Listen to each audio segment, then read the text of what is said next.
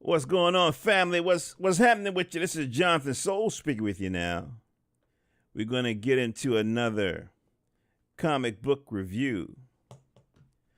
It's a beautiful thing to be in the midst of this global black arts renaissance. That's what's happening. You know what I mean? And there's three components to it. It's real simple. One, the creators are taking the chances. They're putting the energy behind it. They're betting on themselves and putting their content out there. Two, there are businesses that are being formed. There's entrepreneurial opportunities that are happening because of their, beautiful risk taking. And three, folk like myself are supporting them. So be a part, get in where you fit in. It's definitely happening now. I'm going to review CELFLUX, Reluctant Heroes, number 3. Dun, dun, dun, dun. From CELFLUX.com. That's CELFLUX.com. You can get the print and the physical. Think of it as like a Okay, so we're going to cook, right? So we got a pot. We're going to throw in some Avengers, right? And then we're going to throw in some, what would it be? Let's just say, think of it as like the United Nations, right? Kind of formed an Avengers team. Maybe that's the simplest way to put it. Yeah.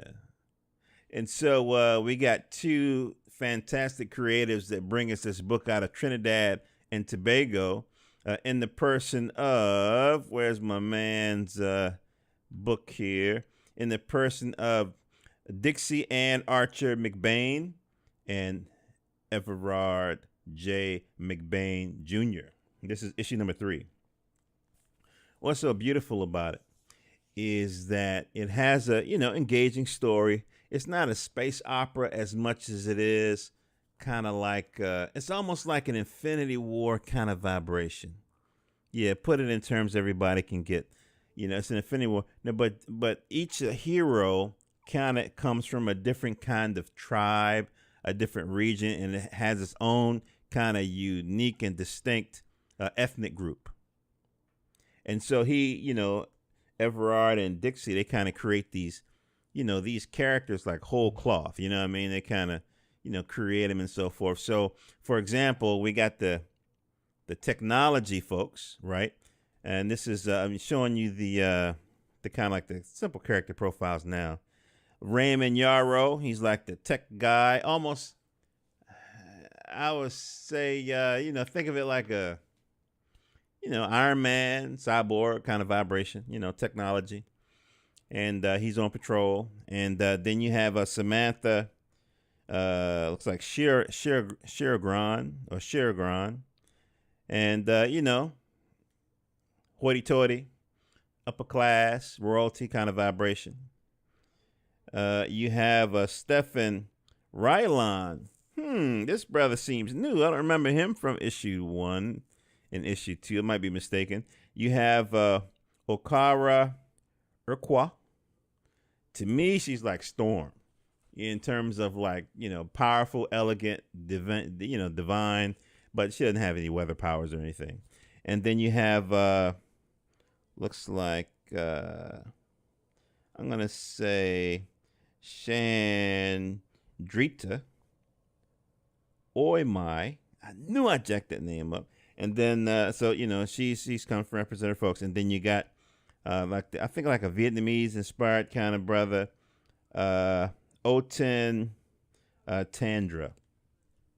So, these are tongue twisters. But the kids will dig it.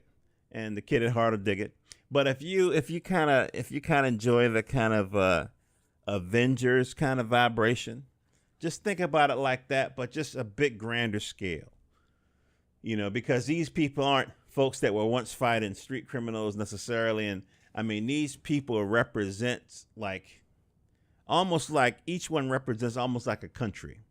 They're on this planet of like, I think it's like New Genesea, whatever, and each person has a region, and they're like that region's champion, that region's sheriff or whatever.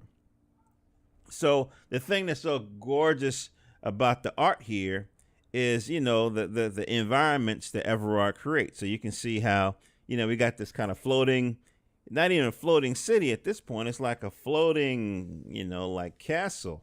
It almost puts me in mind of either the blue people, tall, live in the woods, those people, or I'm thinking New Genesis, right? DC Comics, All Father. That was an episode in Justice League where they met Bug. You guys remember that? Anyway, yeah. So we got these two women, Samantha and her sister, flying through, and look at the bracelets, right? I love the technology that Everard creates. These bracelets actually are enable them to fly. They don't have like powers like that. You know what I mean? They got powers, but they're flying via technology. Also, take notice of the way the women are attired. Now, very few straight brothers are going to say, man, I don't like the fact that they draw these women fighting in string bikinis. I mean, you know what I mean? They might, but it's nice when you see women who are, nicely attired, because you can give this book to your niece, your daughter. You follow me? I don't want to give, somebody, what I mean? You know what I'm about to say. So it's not, he shows respect for the female form. Right? We go through, you know what I mean? He talking and, whatever. And so the relationship is building. Basically two sisters. One is like in line for the throne, the whole nine. And one thing I love about Everard, he has these frames full of motion. It's like almost like you ever listen to what's that Dizzy Gillespie thing? It's a suite. They did Manteiga and put in a suite. Well, if you hear the right one I'm thinking about, they start off with boom, boom, boom. They're real quiet, doom, do, do, do, do, do, do, do, do, and then blah. It's kind of like this, because next thing you know, kapow, whoosh, kind of a thing. And he does that a couple of times, not too much, but a couple of times through the book. And again, look at the costume design, look at the character design, look at the electric blue that he uses liberally throughout this piece. And so we kind of going through and everything, and you can see the attention to detail and so forth. All right, this is like one storyline. So we're going to jump ahead. All right. I forgot to show this one. You know what I mean? You know what I'm saying? Everybody really gives it to us. So we're going to jump ahead a little bit.